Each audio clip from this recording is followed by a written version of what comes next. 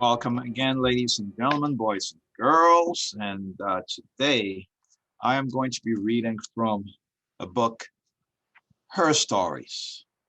Again, history, her stories, histories. And this is African American folk tales, fairy tales, and true tales. I'm not going to read all of that. I'm just going to pick one story from in here for now, and we may read others at a different time, at another time. And these stories are told by Virginia Hamilton and illustrated by Leo and Diane Dillon. And it's got quite a few stories in here. I think it's maybe 17 stories uh, in here. And it really, because it's called Her Stories, because it talks, the stories are mostly about women, mothers, grandmothers, and girls. And I know yesterday was, well, Mother's Day. So happy Mother's Day to all our mothers out there. And this is African American folk tales, fairy tales, and true tales.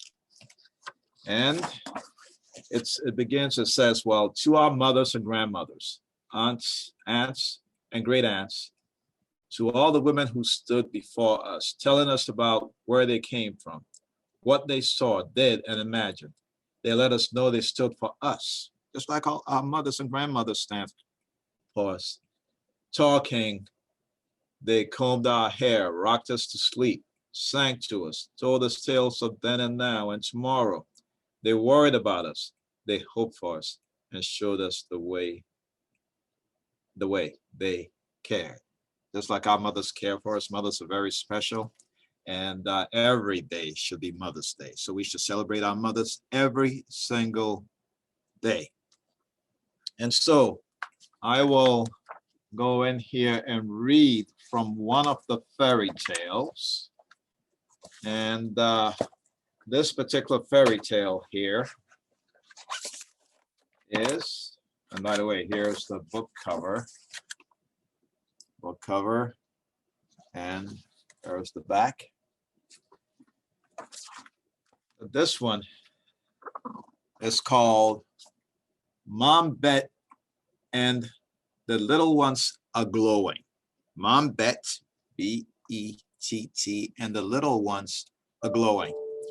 And there's a picture of, I guess they could be little ones, little fairies, but it's a fairly short story, about 2 pages long, and it's, besides this picture, doesn't have any other pictures. But so I will read Mom, Bett, and the Little Ones Are Glowing to you this morning. Mom, Bett, and her son, Jody, lived in a house on the edge of the fields where the woods began. The garden was shaded by a high old tree. Mom, Bett often said the tree had taken a leap out of the woods right into her heart. Jody said Mom, Bett loved the tree more than him. Jody is her son now. She laughed and teased back. I love you both just the same. Every 4-day clean, Mom, Bett was there to see first light fall over the tree.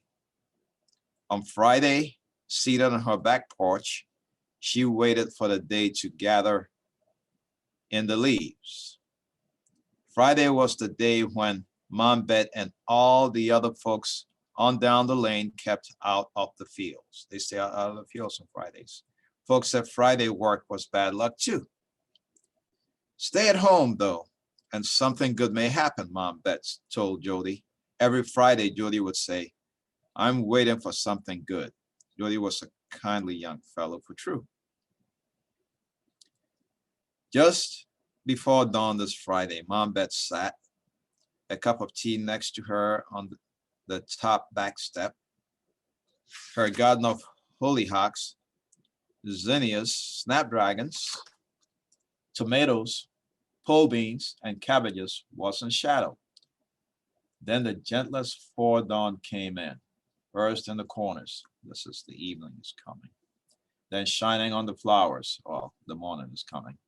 Dawn light gleamed all over the tree. Yet it was different. Somehow it was twinkly like starlight. A new day begins, but it's a different. It's a Friday. She's chilling on her on her back porch, right? And a new day begins. It was different this Friday. Somehow it was it was twinkly like starlight. Next, it was light bursting, like Mom Bett had never seen. It made her catch her breath and sit like a statue.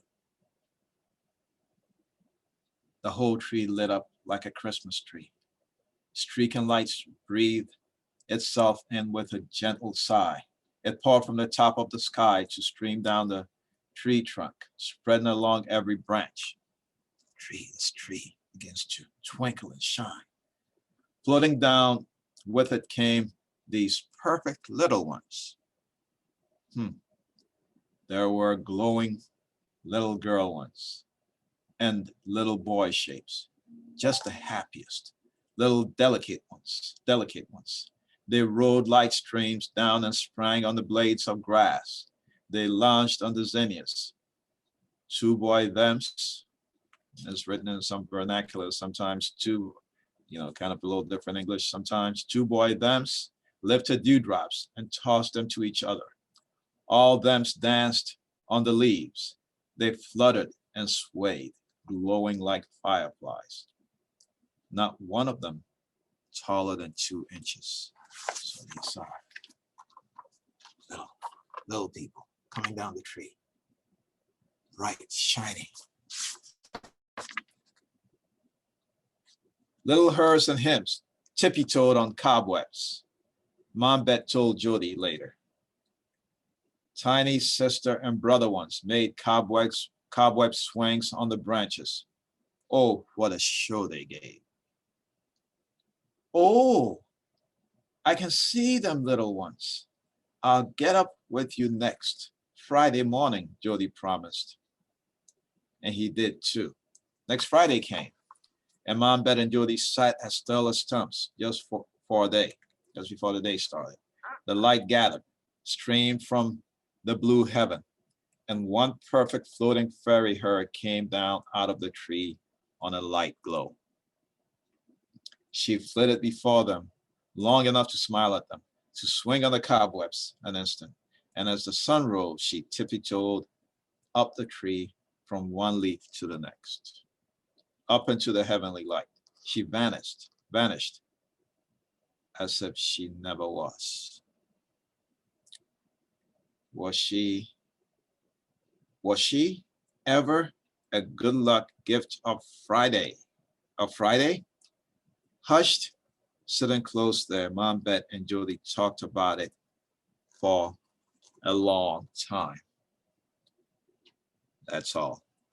So essentially, this is a fairy tale about a tree in the backyard. And on this special Friday, one Friday she's sitting there, Mom Bett is sitting there, and these fairies come out. And so it's a magical tree, essentially. And so they can go there and they can interact with these fairies. They can sit there on Fridays, which is sort of like a day off for them. And they can just enjoy interacting with these fairies. So just to add to this, a comment. Tales of fairies are few and most fragmentary, which means not, bits and pieces, and black folklore. And this is African American black. This tale by the author is based on sparse evidence. The African American spirit world is one usually to be feared, and it deals mainly with witches, devils, boo-hags, and ghosts. So in the African American culture, as we learn more about this, it's normally when there's a fairy tale, it's a bad one. This is one of those good fairy tales.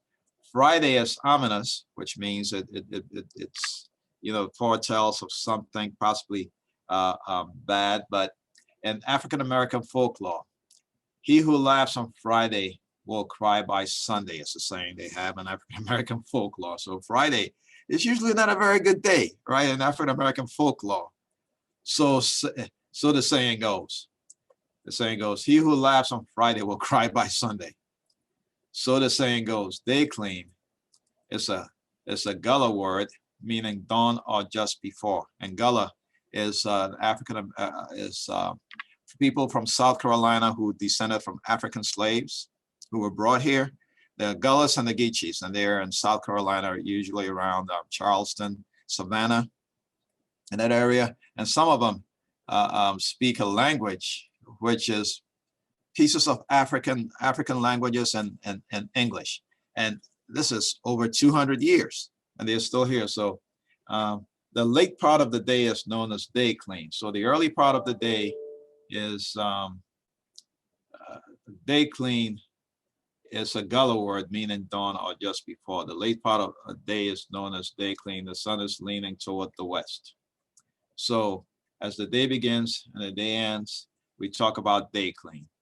And so this is an African-American folklore, a little different from other other fairy tales, but this is a positive fairy tale. So there you have it. More stories to read to you in the future. A whole lot in here, and there's some true ones in here too. So we'll get to reading about more